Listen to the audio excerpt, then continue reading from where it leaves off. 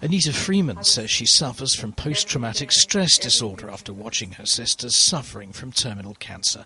She's very much in favour of California's move to make assisted suicide legal from January.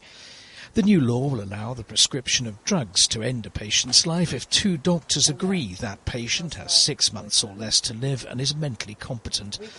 Anita Freeman says it's too late for her sister Elizabeth Jane, but now others need not suffer the same lingering death. If we would have had a law that allowed aid in dying, we could have spared her a horrific death, which then spilled over into the rest of the family being horrified watching her suffer like she did.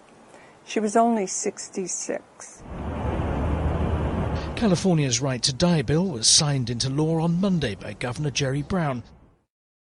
He put this statement on his official website explaining that he would want to consider all the options in the face of a prolonged and painful end. Yet there are those keen to stop the new legislation coming into force. Luis Alvaro is state director for Californians Against Assisted Suicide. Well, we don't see suicide pills as being medication.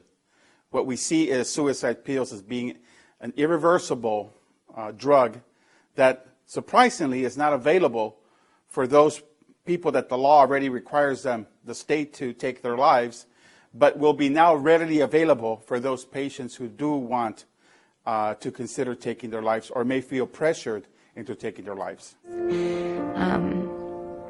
And things like that bring me the greatest. California's new legislation follows nationwide publicity over the case of Brittany Maynard. The 29-year-old brain cancer patient had to move to Oregon to take advantage of assisted suicide law there. California becomes only the 5th state to allow medically aided deaths. For positive change, and I would like to see all Americans have access to the same healthcare rights.